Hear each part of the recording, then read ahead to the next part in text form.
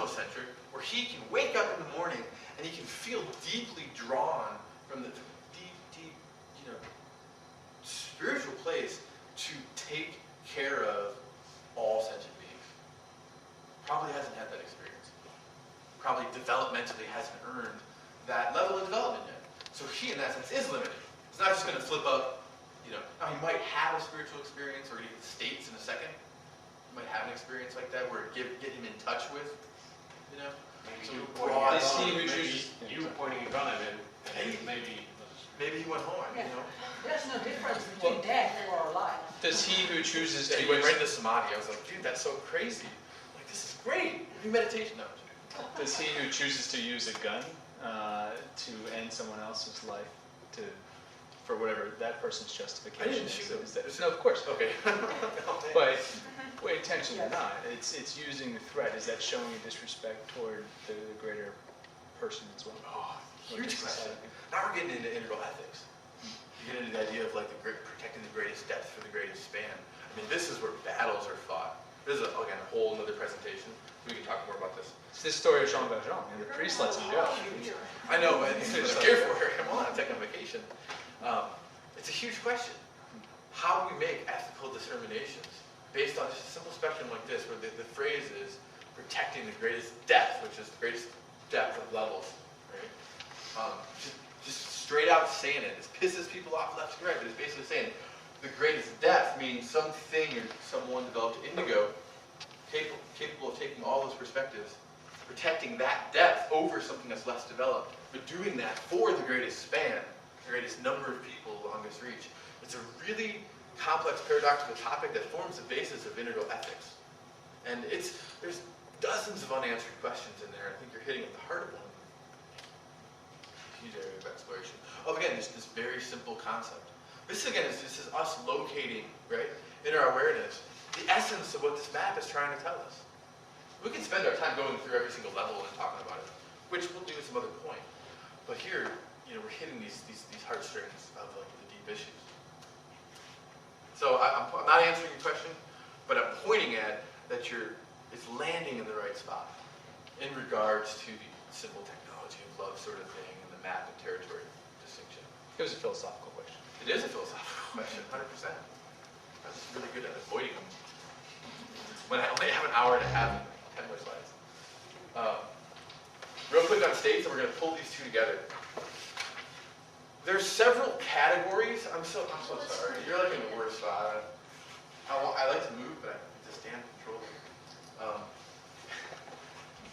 You're lucky I only have diagrams. There's no words to write down.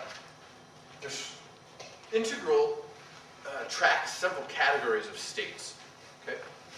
There's non-ordinary and altered states of consciousness. Huge range of stuff there, from drug-induced altered experiences to spiritual experiences to meditative experiences, whole sort of breathwork, on and on and on. One category of states. States are defined as temporary or fleeting aspects of phenomena, meaning they're experiences that arise and then pass away. Okay? Your experience of, or your upper right quadrant doesn't go away. It's always there. Different from states. You're high because you took this particular drug, again, lasts 8 hours and then it goes away. One category of states. The second one, phenomenal states of mind or body. Simple emotions, feelings of happiness or sadness, or the feeling of being cold. It's a physical upper right state. So again, I'm just touching on these real quick, these different categories. The third category, it's right here, called natural states of consciousness, or broad states. And it's referring to the great states identified by virtually every spiritual tradition that human beings have ever gotten involved in. And they're based off of the distinctions between waking, dreaming, and deep dreamless sleep.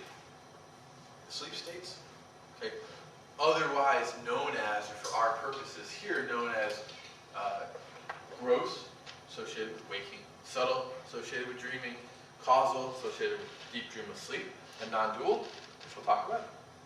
Okay? kind of give it a rundown through here. There's two ways of understanding broad states. These states right here, as ever present, meaning we don't have to earn them developmentally. Okay? We can talk about a turquoise concept or strategy, and to be able to generate one of those does take developmental complexity. We have to earn that. We talk about, could we have a causal experience, a deep dream of sleep experience? The answer there is twofold. Well, yeah, we could totally do a meditation right now and experience that, or we could not. You go to sleep tonight, at some point you're going to enter into the deep dream of sleep state, boom, you have the experience. Because these states are ever present, you have access to them. The other way of understanding them is as unfolding in a sequence. You're like, wait, you just said they weren't developed, you didn't develop them, but now they unfold in a sequence. Kind of dual nature of states.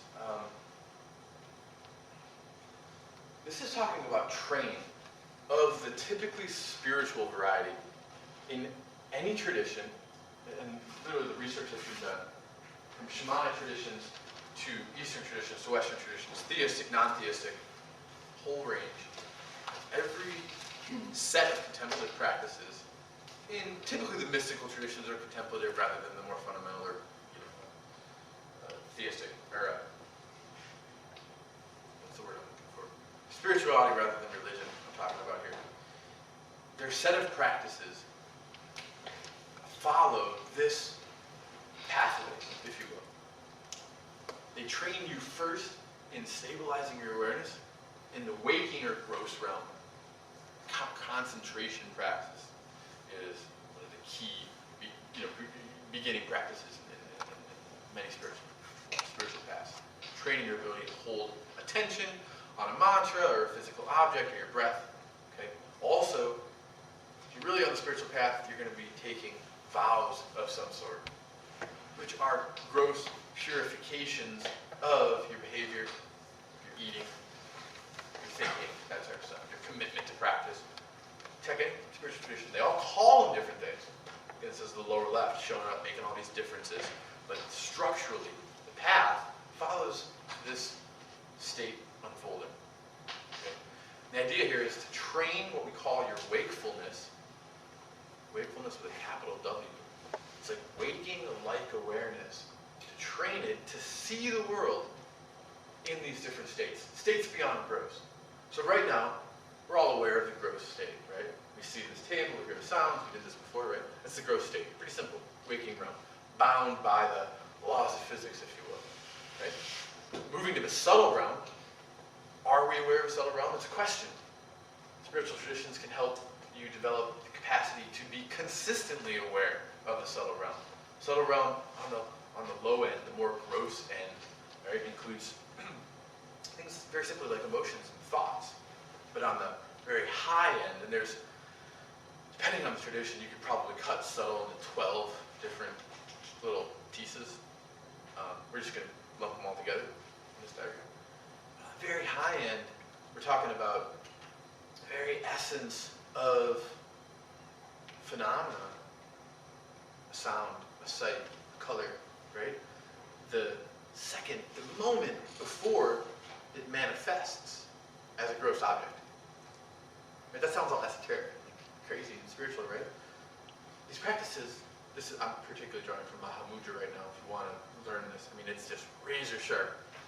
If you want to be able to see with waking-like awareness, right, the essence of phenomena the moment before physical characteristics manifest, physical characteristics being color, sight, sound, shape, that's very high subtle. And they'll train you to do that with waking-like awareness. Meaning, you don't have to go to sleep, have a dream, to know what subtle's like. That's also subtle as well.